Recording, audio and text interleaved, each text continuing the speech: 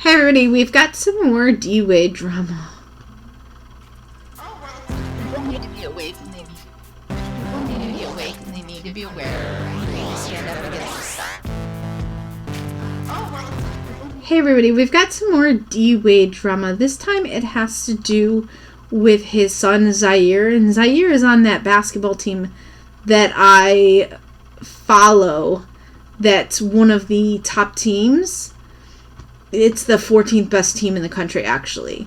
So, anyway, that night, DWade was on a panel, and they asked him, when he was on that panel, if he was going to go to his son's championship game. And he said he wasn't going to go, and this and that. That basically he was upset that the coach didn't give his son minutes. And so there's a lot of discussion about this over on Twitter. Let's go. Alright. So this guy had tweeted it out and tagged him, and he actually replied to it, surprisingly, retweeted it with a comment.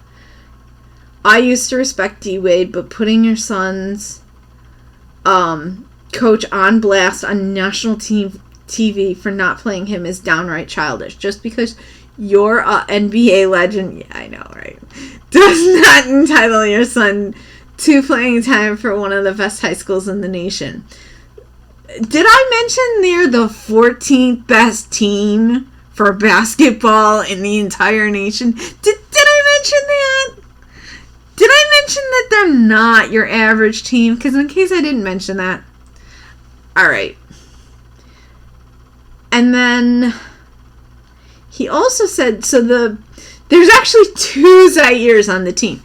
So the kid that hit the buzzer beating shot that won the game, like they were tied, and then he hit the shot at the last second, like literally.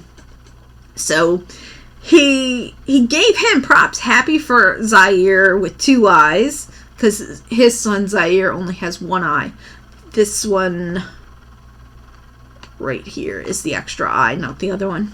Anyway, happy for Zaire Two Eyes Williams. This kid can hoop, but he's an even better kid away from basketball. I believe that. The game continues to look bright with kids like him coming down the pipeline.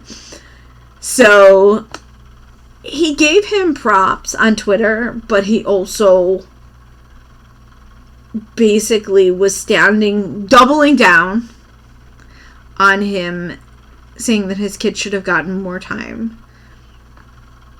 And it's funny because the game itself was on March 10th. Hang on. Go over here. This is the schedule. Let's see. Teams, schedule, roster. Anyway. I don't know if that comes up. But where it says teams on the top, there's a drop down, and then you can choose for basketball, schedule, and roster. Anyway, so scroll down. So this game right here, March 10th, that's the game that he was on that panel, and they said, oh, are you going to go to the finales game? And he was like, no, I'm not going to go, because I might beat up the coach. Well, that's how people interpreted what he said as I might beat up the coach. I'm going to give him leeway, the benefit of the doubt, and say, like, he was saying that he might tell the coach off, or he might get, have words with the coach. I'm gonna give him the benefit of the doubt and assume the lesser of two evils, because he wasn't super clear on what he meant, but it was like, I don't want me and the coach, I don't know. So I'll give him that maybe he just meant that he was going to have words with him and he didn't want to do that. But instead, he put him on blast on TV. That's literally what he did. All right, I'm going to go back to Twitter. Hang on. All right. There we go. All right. So this is interesting because that game was on the 10th and he tweeted this on the 9th. So he tweeted this before that last game where all of this blew up. So he was already saying something about kids not getting the time they feel they deserve. And I don't think I'm going to tell you why I don't think Zaire, his attitude could have changed, but I don't think Zaire is actually the one going, I deserve more time, I deserve more time. I think it's more his father saying, you should be getting more time, you should be getting more time. Because not only do I watch the highlights to every single game that they've played, and I've watched full games when I can find them online. Sometimes there's full games online, sometimes. But I've also watched interviews with any of the players that have been interviewed. So I've watched all of the interviews that Zaire Wade has done. And in one of those interviews, Zaire Wade, the son, the older son, and that's not the son, daughter, whatever, that's not that son. That's not the son that's confused. Son, daughter. Anyway, it's not the 12-year-old. Anyway, Zaire said in an interview that when he came to the team, the coach told him, I hope you're not expecting special treatment, right? And Zaire's own words were that he responded to the coach, no, sir. No, sir, I would not expect special treatment. Nothing like that, or something to that effect. But no, sir. I remember his phrase was no, sir, in the interview. And so, but it doesn't matter anyway because coronavirus, the game has been canceled. I saw this on Instagram. So, apparently, the CIF has canceled, if you scroll down there, right there, the CIF has canceled all remaining California State Basketball Championship games. Sierra Canyon will not play. So, they were basically, I mean, it's so few games, I thought they were going to play with no fans. So I was even saying in the comments, I'm sure there's not going to be any fans anyway. But, so that's really sad. They could have very easily, maybe if it's like, oh, well, then we're not going to make money. What I think they could have done, my capitalist marketing perspective, says that they could have just had multiple cameras and basically sold access to the game to where even people could have, like, access to multiple camera angles at the same time, no commercials, and, like, you'd pay whatever, or the tickets could be, either you could buy new tickets to the online version of the game, but it would be more than just, you know, your regular old, I'm watching a game and hey, I can see it. They could have done, like, multiple camera angles, include, like, the warm-ups. Like, my main reason why I would love to go see a game in person is I'd actually, the stuff I love is, I love, like, the crazy stuff that nobody wants to see, like, the warm-ups. I'm like, I want to see the warm-ups. Like, literally, I'm weird like that. But, anyway. So, there's no game. Coronavirus. So none of it matters. But that's what the whole discussion was. And bringing it back to the culture war and politics, I want to mention that it's interesting because a lot of the people on Twitter, the comments are, you know, the various replies to this are, well, any father would get upset if their kid's not getting time. Well, you move your kid across. I can see why they would have moved to LA anyway, because his wife, the stepmother that we don't like, she's an actress. I don't know if she's working right now, but she was working. And she would potentially want to try to work. And so it's better to be in LA to do that for being an actress. So she would want to be in LA, but they didn't have to put their kids in Sierra Canyon. There's another school, Shaq O'Neal's kids. Shakir, I think he's a junior, goes to Crossroads, and Sharif graduated from there. He's at UCLA now. And so they also have NBA kids experience for coaching. And that school, it's pretty decent basketball team. I mean, it's not Sierra Canyon, but it's, it's not, I think they only beat them, like, by maybe 10 points. Whereas, like, there are some teams that they beat them by, like, 40 or 50 points. But I wanted to say that with all these people saying, well, any father would get upset about this, if you think about my generation versus millennials and Gen Z and Generation Alpha, there was a change, because in my generation, parents would be expected to not do that. You would be considered a major prick to complain about your kid not getting time. My generation and any generation before mine, I believe, you'd be considered a prick to complain about that. But the new generations consider that par for the course. Like, you love your kids if you complain about that. So it's a different mentality, and they're coming from more of an every kid gets a trophy. I mean, the team itself is stacked. Oh, I actually wanted to cover the roster. What am I at? 11 and a half minutes. Okay. So, I'm going to try to... So, the roster... You have a few kids on this roster who are... There's at least 3 players who are really super good, which is over here on the left, number 10, number 3, and number 1. It's like bounce, skip someone, and then this right here wearing number 2, that's Zaire Wade.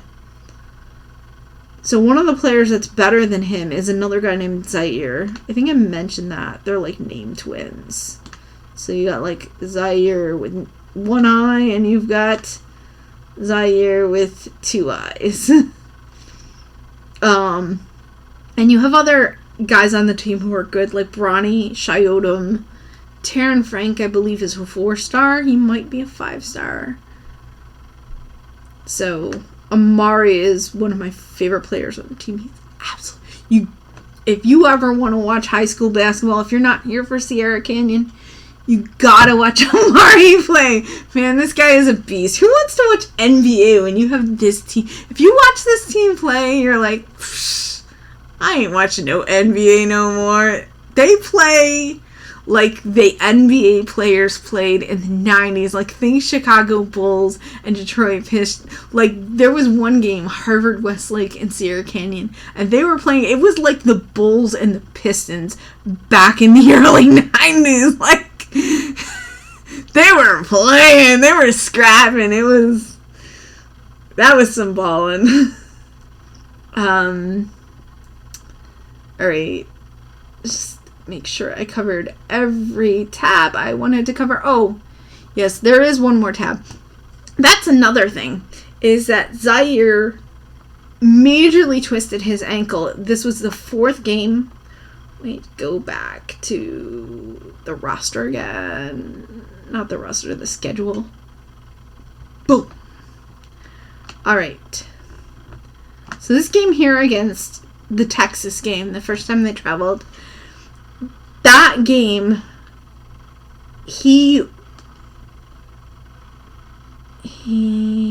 let's go back to, let's see. Alright, so that was the game where I put this video together. It's on my second channel. His foot, he went up in the air, and it was so odd. His ankle went limp while he was in the air. I think he was trying to shoot the ball. His ankle went limp while he was in the air, and then when he went down, he landed like on his ankle on the side of his foot. So he like went onto the floor, and he was in all kinds of pain, you could tell. And there's no way he faked that. Somebody said something about they thought he faked injuries, but I can't imagine he faked that. I mean, if anything, maybe he could have, like, forced... But why would you force yourself to end up in an injury? But you can see... I watched it slowly several times, and that's why I made that video. You can see his foot went limp, and then he, like, landed on it. Very, very, very wrong. So, yeah. So that happened less than 3 minutes into the 4th game of that season. And then he was out for a month. And then when he came back, he just... I mean, even the first game back, he looked off. And I guess he never really, like, got back into the groove. And a lot of people have been saying in the comments of various highlights, you'll always see people are, where's Wade, where's Wade? And then people are saying in the comments, as a reply to that, they're saying that his social media is all about his Instagram stories, apparently, he's been putting out a lot of stuff about his SJW clothing company. Which winds me down to my advice for Zaire Wade. On the off chance you should get your hands on this video that I made. Crazy girl analytical chick. What I think you should do, because you're obviously really into this clothing thing, is look up schools that have fashion merchandising and then go through the list. There's not that many of them. For a major, go through the list, find schools that have Division 1 and shoot them an email and see if they have any open slots for the fall. Now, yes, you don't get a ton of offers now, but some of these schools, I was looking at random schools in the D1, their rosters, and schools that, like, you don't hear their name a lot. Those schools have, like, maybe 1 3-star on their lineup. So if a school has 1 3-star on their lineup, that means they're mostly getting kids who are good but not even ranked. It means that if you're a 3-star, you can find somewhere to go. If this school isn't really like a basketball university but still in the D1, they would probably want someone of your caliber, even though you're not at the same caliber as Zaire Williams and Amari Bailey and BJ Boston. You're still a decent player. So I would say, and that's what you really love anyway, let's be honest, what you really love is the whole clothing thing. So go to school for that, and if you re-blossom in basketball, you'd end up being the star on the team, so you could probably get attention from the NBA that way, and possibly still get in. Plus, people know who you are because of who your dad is anyway, so you don't need to, like, strategize according to how to get yourself attention in the same way that other players would need to do. So that's my suggestion to you, is to look at trying to go to school specifically for that, but a team that also has basketball. So some of the schools are going to be art schools, but surprisingly, I skimmed a list of like 50 schools, and some of them I recognize the names, so they must be big schools, so I'm guessing that they're also D1 schools. So, yeah. See, this might even be the interview. No, actually, I think the interview I was talking about was with a girl, where he said, one interview I watched, like I said, I think I said that I watched pretty much all of his interviews too. I think all of his interviews. There may be ones I've missed.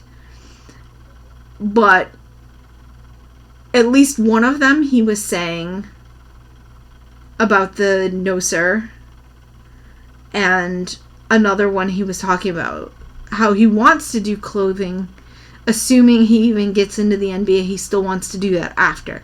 That's what he wants to do. So that's my advice to you, should you get your hands on my video, Zaire Wade. Alright, everybody, I think I've covered everything I want. If not, too bad. It's on the chopping block. Thanks for stopping by my channel. I will see you all next time. Or if you're just here because you're a basketball fan. Maybe I won't see you next time, but either way, I'm outie. People need to be awake and they need to be aware. They need to stand up against the stuff. People need to be awake. People need to be awake and they need to be aware. They need to stand up against this stuff. And it's so politically engaged. And is so politically engaged.